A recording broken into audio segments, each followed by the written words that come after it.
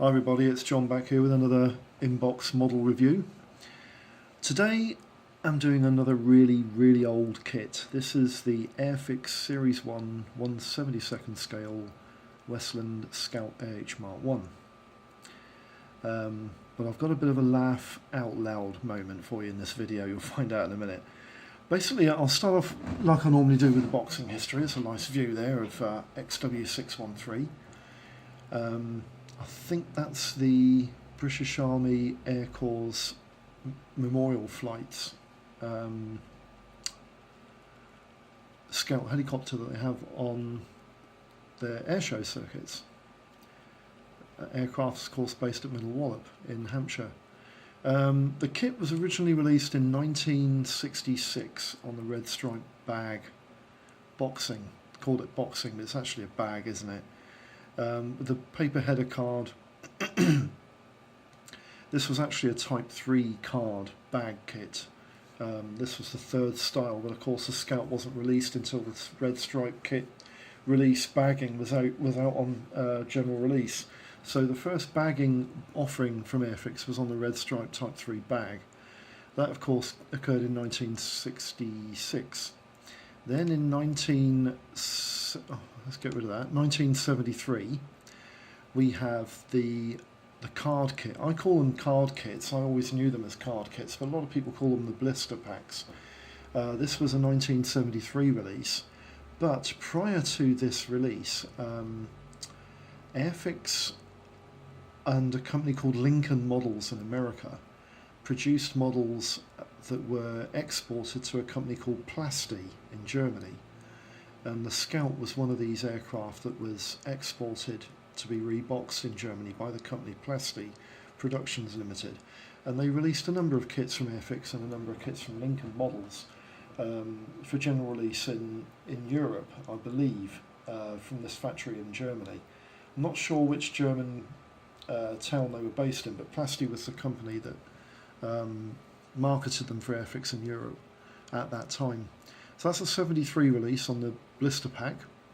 Then in 1975 came the first boxing.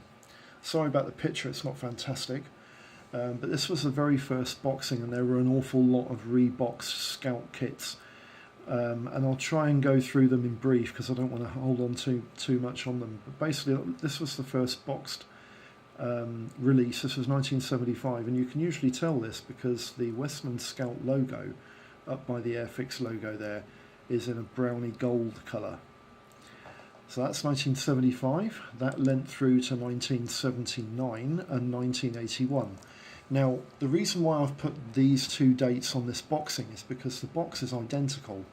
I've checked the boxing pictures between the 1979 and 81 release, and there is absolutely no difference except for the model serial number, because the model serial number on the 79 release is different to the 81 release. I think it had a postfix of 7, and the 81 release, had a postfix of 9. And that is the only difference between the kit's packaging, the way it was packaged inside the box, and even the plans were identical except for the serial number. So that's 1979 and 81. It also had a black Westland Scout logo on the top of the box. Then in 1982 came the boxing, which had a green Westland Scout logo. I'm pretty sure that Airfix just messed about with different boxings and different colours just to say, hey, we've got a new box, lads, here we go. Because again, there's no difference in any of the packaging, the parts, there's no difference. The decals are identical, the instructions are all the same. So that's 1982, and then Palitoy took over the company in 1983. And of course Palitoy were famous for their boxings portraying the model on a blueprint. I think we were led to believe that the blueprint had something to do with the aircraft concerned, but I don't know what those parts relate to on the Scout that are viewed on that blueprint underneath there. But that's the 83 release from Palitoy.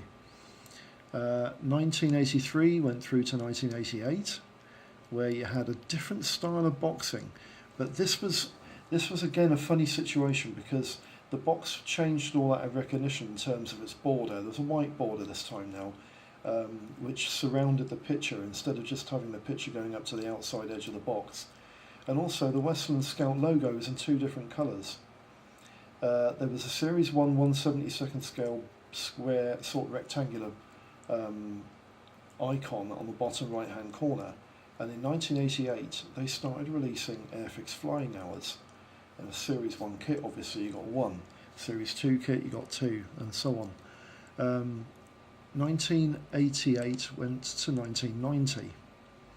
Now the interesting thing about this is that if you look at the plans, the decal sheet's changed, but not the decals on the decal sheet. The decal sheet I think is slightly better quality now, but the parts, there's no change to the parts. They're exactly the same as what they were when they came out in the Type 3 bag kit. The instruction leaflet looks pretty much the same, although it looks like it's been sort of plainized. It's more black and white as opposed to grey and white and black. Do you know what I mean? It's more like a photocopy than an original document. But the Flying Hours logo has disappeared off the 1990 release, but otherwise I'm pretty sure you'll find that the actual boxes are virtually identical. So 1990 made way to 1994 when Airfix started releasing their Series 1 and Series 2 boxes in similar sized boxes. These kits often contain tiny models in a huge box. One of the kits that I do remember that this happened to, that upset a lot of people, was the Airfix, the little tank they used to produce. What was it called? The Scorpion. The Airfix Scorpion tank is about 1.5 inches long, and the box was about 7 inches long. So when you opened the kit up, it was like, Christ, where is it? Is it all here? You know, and it wasn't as bad with the Scout, because the Scout had quite a few parts, and you know that it was quite an intricate build, but the kit still wasn't that big. So this was the 1994 release. Again, two different colours for the Westland Scout logo, and also they're stating here that there are different decals. They're the same decals as what you've always had in a kit. 1994 went through to 1998, and again Airfix went through a different company purchase, and it eventually went down through to Heller and Humbrol, who purchased Airfix in around about the early to mid 90s, and they started producing Airfix kits in this style of box. There was no background, the aircraft was just simply flying, and there was no imagery whatsoever of the fact that the aircraft was in any sort of battle scene. And this was very common for a lot of Airfix kits of this era, but it was also very common for a lot of model companies to produce this style of boxing where there was no images of war behind the aircraft in the late 70s and early 80s, because various governments in Europe posed strict restrictions on the images of war and violence on what could be described as toys for children, and unfortunately the model industry suffered from this as well. A lot of the box artwork that was done by famous artists was, in my opinion, destroyed, and this is an ideal example of this. So that was Heller's ultimate boxing of the Westland Scout. That was 1998, and then in 2001, this was the last time the Westland Scout was released, and it was probably the last time Heller had anything to do with the boxing. This was the Westland Scout starter pack, which had your glue, a brush at the top there, and 3 paints. And I always advise people, even though I have had some I've had some comments put on some of my videos of people who said that they've had reasonable results with some of these paints that you get in these starter packs. The only paints that I've ever really considered to be of worth value are the ones that are in the Revell starter packs. Those acrylic paints aren't too bad, but these Airfix ones, I've tried to use them several times, even on internal parts, and I don't find them very good at all. So my advice is still just throw them away. So basically that's the boxing history right up to 2001 from 1966. We're leaving you there with XV-140. This is another one of the Army Air Corps' historical flight scouts. I do believe they have two actually, but up until a few years ago I'm pretty sure that only one of them was in flying condition. I'm going to talk about something that the picture portrays quite well, because the Airfix Westland Scout has, in my opinion, two serious issues. The first is to do with this lump behind the cabin here.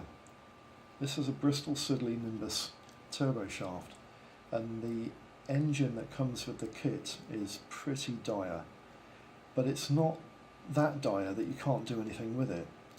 But if you wanted to produce something that looked like that, it would be probably twice as much preparation as what you would just to build the kit itself. There's an awful lot of work to go into that. And also, in the British Army British Army service, the Scout was modernised in the early 70s with the introduction of these extending doors. And basically what these doors did was they allowed you to put a stretcher across the back seat and also accommodate an attendant beside them. And it enabled the Scout to be a CASEVAC evacuation aircraft, but it also enabled the capacity of 4 people in the back, because you could spread out across the back seat more. If you didn't have these extending doors, you could only carry 3 people in the back. So it enabled the aircraft to actually be utilised by 5 people instead of 4. So that's basically the Westland Scout history, the boxing history. I'll just bring you down to this box I've got in front of me here, and I know you're going to have a laugh, because when I opened this box I had a real good laugh. Right. In front of you is, let's see if I can spin this around to get the angle a bit better. In front of you is an Airfix Series 2 North American F-86D Sabre. And I bet you're asking yourself, I thought we were doing a Westland Scout. Well, I bought this kit off eBay about maybe 2 years ago. And I think I paid about £7 for it. It's still a kit that I'm after. I still want to get this particular kit because it's actually half decent. And lo and behold, what did I find when I opened the box? Well, a Westland Scout. There was actually a Westland Scout inside the box. There was no Sabre in there whatsoever, and I did look hard and dry. But then I thought to myself, well, actually, the Westland Scout's a lot rarer. It's probably worth more money. And to my amazement, it is. It is a lot rarer, and it is worth more money. And I did contact the seller, and she profusely apologised for the mistake, and I said, don't worry about it, I'm after a Scout as well. So to my amazement, I ended up with an Airfix Westland Scout. So we'll put this box a little over here because it actually has no value to this review whatsoever, and we'll talk about everything in the same order I always talk. I just want to get the transparency parts out, because the transparency parts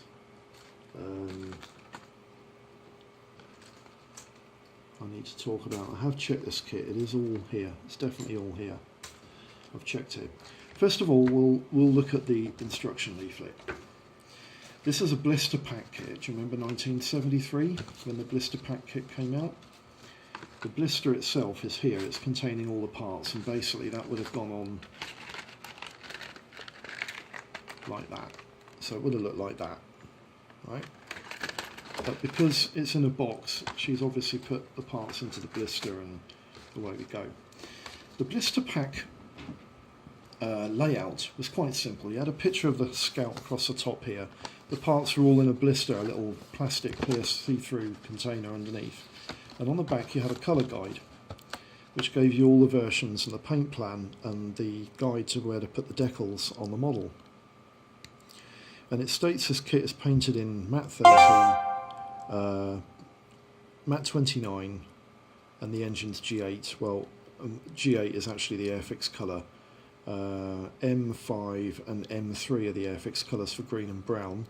G8 is the Airfix colours for silver, and you had G3, which is gloss white, and G1, which is gloss red, and M6, which is matte black. And the blades are painted in gloss dove grey with yellow tips, G2 and G14. But the other variant on the kit is also quite an interesting one, and my brother, who, when I was younger, built an awful lot more models than I did, he actually built this variant of the Scout, as well as the Army one, so he actually had two of these. And the other variant is of the Jordanian Air Force, the Royal Jordanian Air Force Scout, circa 1965. And this aircraft is in gloss white and gloss red. Everything else is the same. Although, to be honest with you, I wouldn't take too much note of this colour guide in terms of if you were painting the helicopter up, like the engine colours and the blades and all that stuff. I would seriously look at some photographs, because I think you'll find that a lot of the colours used on some of the technical parts of this kit are incorrect. The engine itself, the body of the engine itself, is actually a steel grey, a gloss steel grey, and the back of the pipes, the back of the exhaust pipes, they're telling you to paint them silver, but they shouldn't be. They should be a really nasty burnt copper brown, really heavily burnt metal colour. But anyway, we'll go into all of that in a minute. The instruction is, it looks complicated, but it actually isn't. The interior, you start with a 5-step instructions, with step 1 building the interior, which is the 2 seats in the front, the floor pan and the instrument panel and instrument console. And there is only one joystick, because the Westland Scout was not a dual control helicopter. The port side front seat was for the observer, and he didn't know how to fly the helicopter. You also have to remember that the Scout was an anti-tank weapon as well, and it was often fitted with AS-11 missiles in the anti-tank role, and the port side seat would be occupied then by WSO. So there was only ever one joystick in the Westland Scout, except the ones at Middle Wallop, which were all dual seat trainers, because Middle Wallop was the main Army Air Corps base in Britain in the 60s and 70s, and the Scout was fitted, not all of them, but some of them were fitted with 2 joysticks to train pilots how to fly the helicopter. Helicopters in those days, in the 60s, they weren't as easy as what they are now to fly and learn to fly. Section 2, you've got the interior built. You then put the rear bulkhead into the back of the cockpit area on the fuselage, and that also features the folded up rear seat. It's in the folded up position. That's probably for simplicity. Then you've got your fuselage halves and these canister covers. Now, do you remember me talking about the extended doors? Well, these canister covers, they were called canister covers because they looked like canisters stuck on the side of the aircraft. They weren't actually, they were actually recesses built into the fuselage sides so that you could put a stretcher in the back of the aircraft. But with that system in place, the attendant had to sit in the port side front seat. And the extension doors just made everything so much easier. It was a Casavac modification, but they also found out that you could accommodate an additional person in the back for general duties in the Army. You also fit at stage 2 the 3 pieces of the canopy roof and the 2 side window sections. Then in section 3, you build the engine bed, the tail rotor assembly, and the transmission unit, and that god-awful Bristol Siddeley Nimbus turboshaft. This is probably the most inaccurate part of the model, because the engine on this kit is dreadful. It's really poor. But it is the right shape. It's just too skinny. Everything about it is just too skinny. If you make the engine part lumpier but don't change its dimensions, it would become very accurate indeed, because the Nimbus was quite a stubby engine It wasn't anything like this. It looks like a pipe with two pipes stuck out the back at 35 degrees. But basically you would just have to make the engine a lot more chunkier and the exhaust system a lot more chunkier. One of the YouTubers that I follow, he's put a review on YouTube of his build of the Westland Scout, and he quite rightly chopped the rear pipes off and changed them by modifying them with the use of a raw material, which made them look an awful lot better. So top marks for that. Section 4 is the skid assembly, the forward aerial, the rear skid, and the tail aerials, and also the horizontal stabilizer. And in section 5 you've got the rotor assembly, which goes into place and it's just placed on the top of the main rotor shaft. The rotors on this kit and the tail rotor do rotate, but the Airfix Scout's main rotor is actually quite delicate, so quite a lot of care should be taken after this model has been built and stored, because the main rotors are quite delicate. There are a few aerials on the Westland Scout that aren't featured in the kit, but they're only what I call blade aerials. They're nothing that important, and also there's a much more substantial navigation light on the tail than what is provided in the kit, and it's also another very easy mod.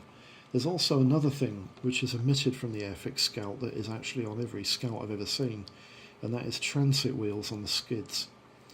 When people move the Scout across the ground, when it's not running or flying, they use wheels on the skids. They're little tiny wheels that are mounted on clasps from the rear shaft that mounts the skids onto, and they basically clip down and protrude below the skid, and then basically what you do is you lift the nose cone off or you can push the tail down and render the aircraft on these two little wheels to push it around the ground, and they're not on the aircraft whatsoever, but as you can see on this photo on my computer, you can see that they're very definitely evident there. Very definitely. Every Scout I've ever seen has got those wheels on the skids. So yeah. Anyway, that's the instruction leaflet.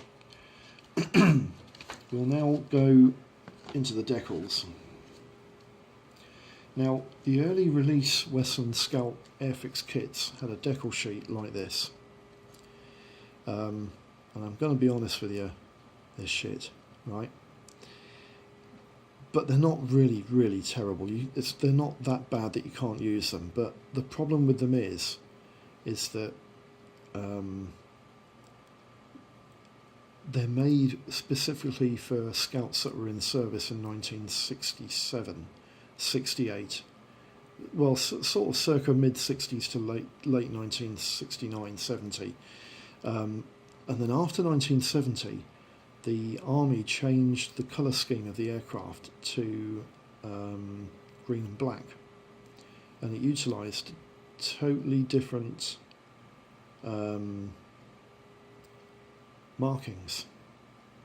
For instance, this fin flash on the back after 1969 was never applied to any Army Scouts.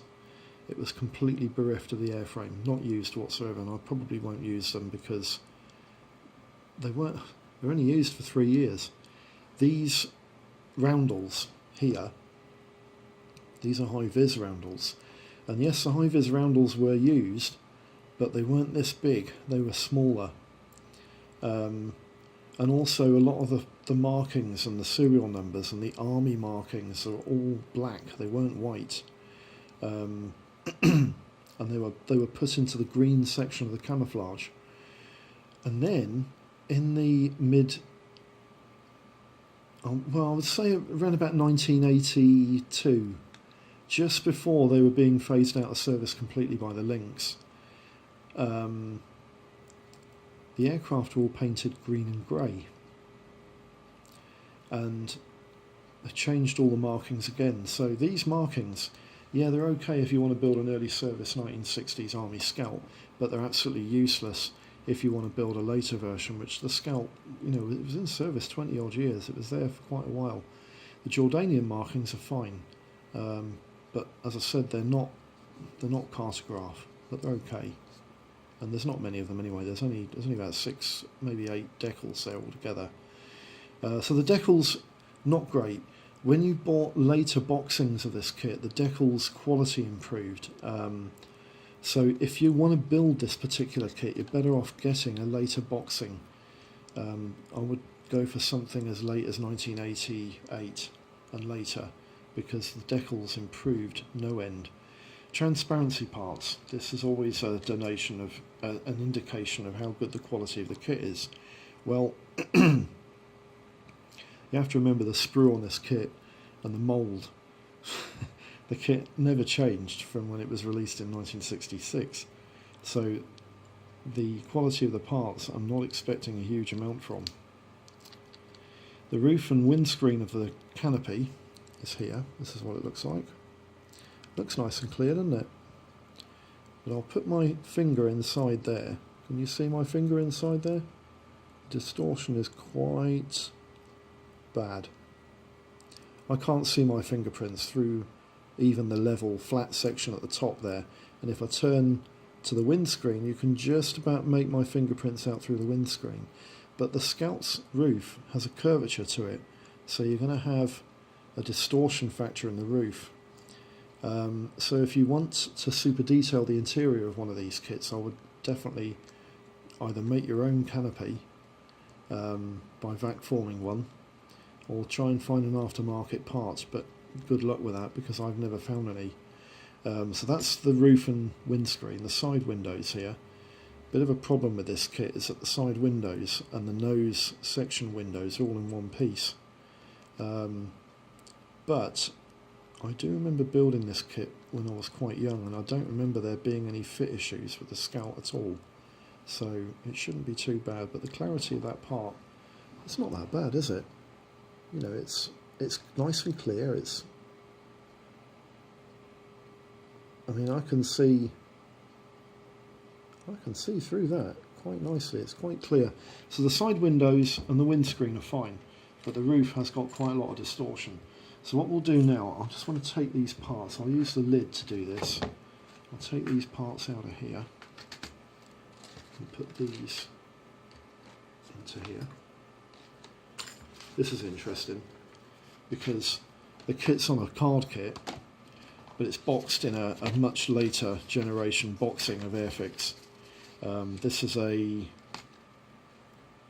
looking at the logo, this is probably a late 70s boxing of the Sabre, and as such you've got a late 70s complaint slip in here. Quite interesting. Anyway, the parts. Let's get them. There's quite a few loose parts in this box, but as I said before, I have checked them, they're definitely all here. I don't think I'm going to need to talk about too many of the parts, but I will go through the bits of the kit that are important. The only thing about this model that has actually been started, and I was a bit annoyed about this, although they haven't made a mistake with building it, is the back bulkhead. The back bulkhead has got the seat already put in place. Can you see there? The person's already stuck that in place. Actually, I didn't check too fantastically whether he's put it the right way round. I think he has. Yeah, he has. He's put it the right way round, so that's fine. So that's your back bulkhead. This will give you an idea of the interior, the size of the kit, and also the interior. He's actually built the interior as well, but again, he's put it all in the correct place, so I'm not too upset about it. Hasn't put the joystick in yet, probably decided he couldn't handle that. But basically, that goes, I can't get it to seat properly, that goes into there like that. That's the interior of the kit. As I said, he's made it up. I haven't touched this kit yet, but he's made the interior up. 2 seats in the front, the instrument panel's off to a right angle, which the kit, according to the way it's made, is correct, but the actual instrument panel on the Scout isn't anything shaped like that. So I'm going to have to look at that and maybe change it during the build, I'm not sure. But that's the interior.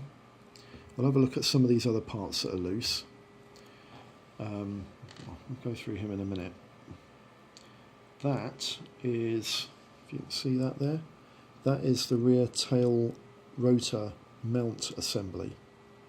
It's not really an assembly, it's a single part, but it depicts an assembly which the tail rotor sits on that shaft. You've got the rear skid mount here. You see the parts are quite small, aren't they? And they're quite fiddly and they're quite delicate. So this kit is quite delicate. And then I remember doing a video, there's two of these guys, I'll put one of them in here because you don't need to see both of them. I remember doing a video the other day, I can't remember which kit it was, I think it was the Aleutian IL-28, the video I did on that. And I was talking about Airfix pilots and how a lot of people don't like the pilots that you get in the kits and everything. And this is one of the examples of an early Airfix pilot. There were actually at this stage in the 60s, there were actually about 3 different pilot figures. There was a pilot who looked like he was running in mid-air, which can be found in a lot of the bombers that they produced in Series 4 and Series 5. One of the ones I can remember very, very easily was the pilot from the B-17, the Airfix B-17. But as I said, you did find this type of guy. He was basically holding onto the joystick with his legs in the running position. And then you had this guy, who was found in an awful lot of model helicopters. And this guy, if you can see that, he is really detailed, but his legs slide to one side. And I think I mentioned that the Westland Scout pilots had this guy in where the guy's legs went down to one side. But if I can bring him into the camera to hopefully get the camera to focus on him a little bit, can you see he's really detailed? Remember, this is 1966 and his helmet is nicely rendered. His face has got eyes and nose, he's got goggles on there, he's got an awful lot of features there which I think, you know, as pilots go, I don't think he's that bad. And when you think he's going inside a helicopter, that pose isn't that bad. But really, flying a helicopter, you need 2 legs open either side of the pedals, because you use pedals to adjust the tail rotor pitch in the same way you would a rudder. So he would have his feet open, one placed on each pedal. But it always made me laugh that you had a pilot where his legs are onto one side there. But he is quite detailed. You can see he's got straps, he's got an oxygen mask, decent hands, he's got flying shoes. I think he's even got a pamphlet holder in his trousers. He's really well detailed. You know, I've always thought that Airfix pilots, they weren't as bad as a lot of people make them out to be. The fuselage halves. I just want to test fit this for you to show you what the fit is going to be like. And the fit is going to be pretty good, isn't it? Get a clamp on that tail, shouldn't have an issue with that whatsoever. A little bit of filler in the base, but it looks like it's going to go together quite well. So we'll put one fuselage half into the box, because you don't need to talk about both, because they're basically just mirror images of both sides. Now then, 1966 moulding. This helicopter has a lot of raised panel lines, but they're very faint, except for the parts of the helicopter that had ribs built into the fuselage, where they're quite pronounced. And also the tail, I'm looking at that photograph I've got on the computer and pertaining it to this image that I've got in front of me with this plastic part. The tail, can you see the tail there is covered in rivets? Well, the real Scout is as well, and they're quite heavy on the photograph. So I reckon Airfix have got that right. These ribs going down the tail, that's correct. It's exactly the way it is on the photograph. You've got a transmission tunnel that goes across the top of the fin there. That's the rotor spine shaft.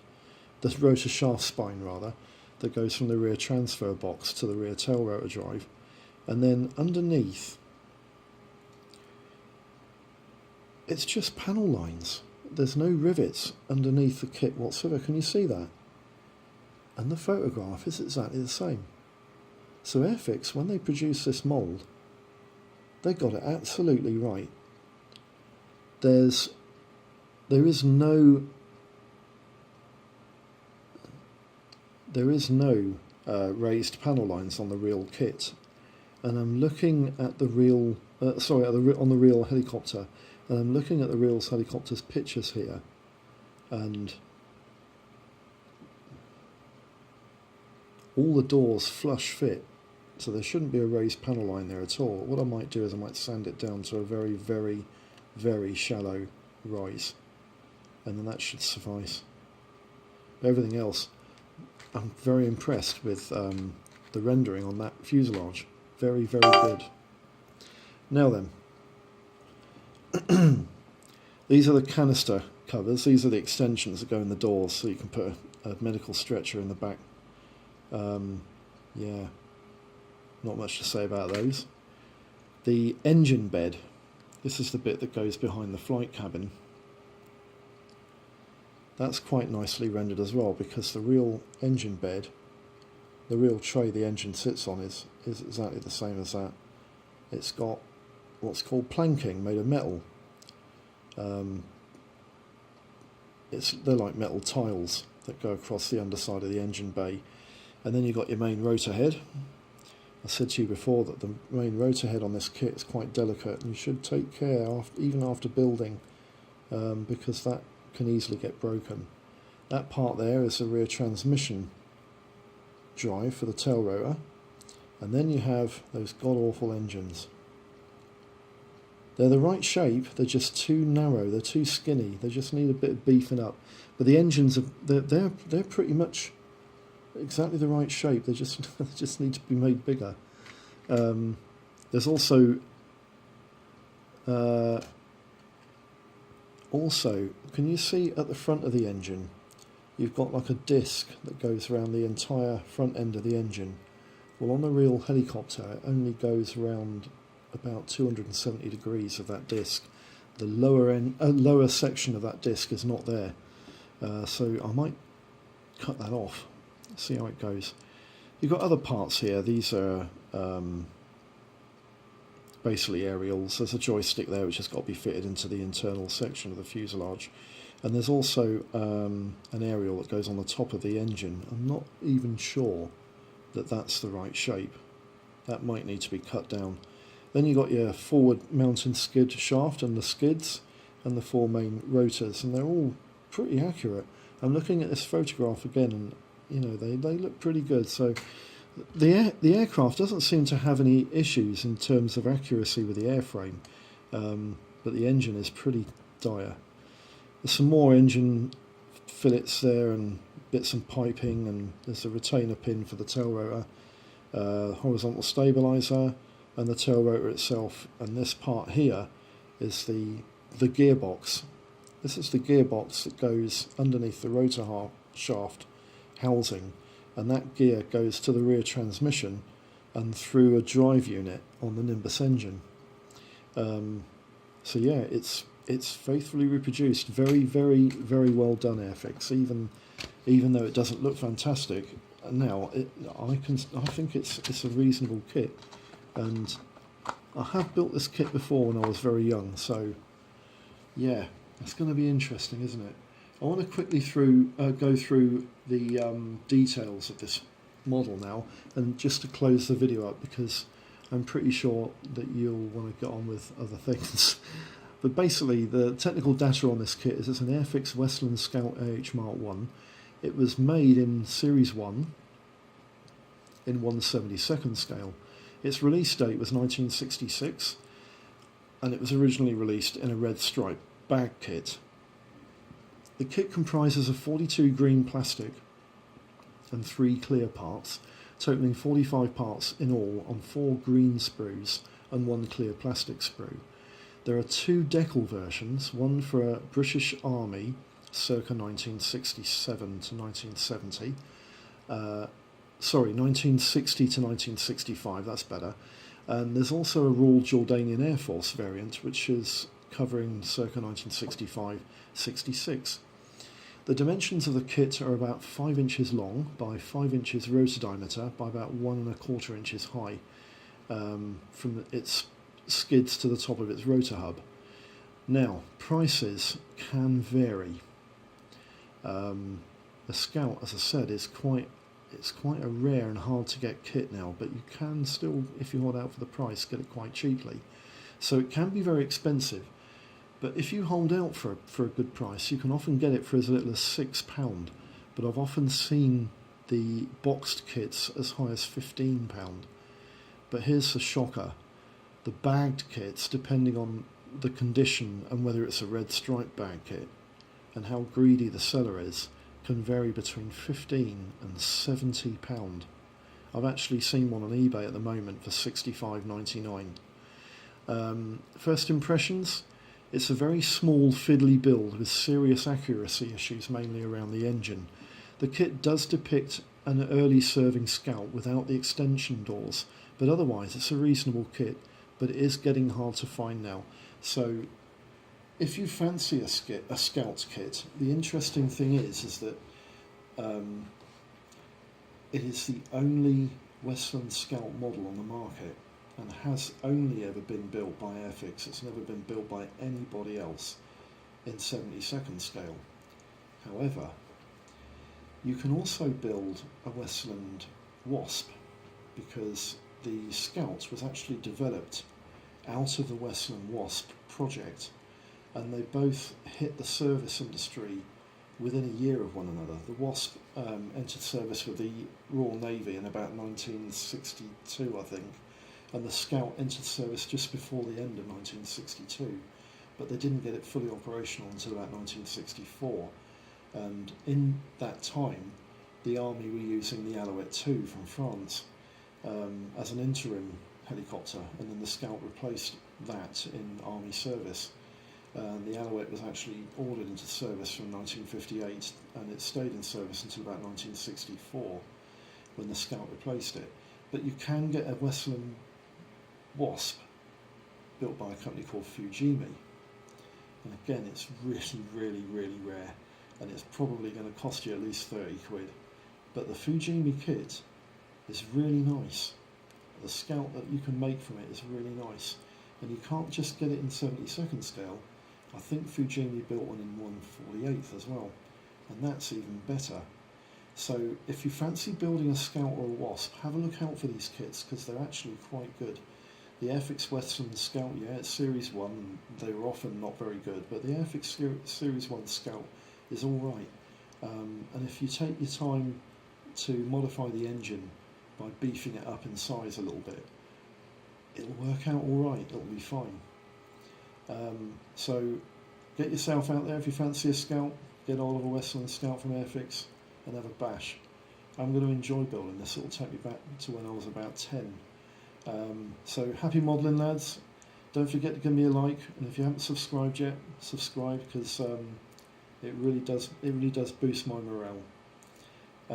So all my new subscribers out there who subscribed over the last couple of weeks, thank you very much. I really appreciate it.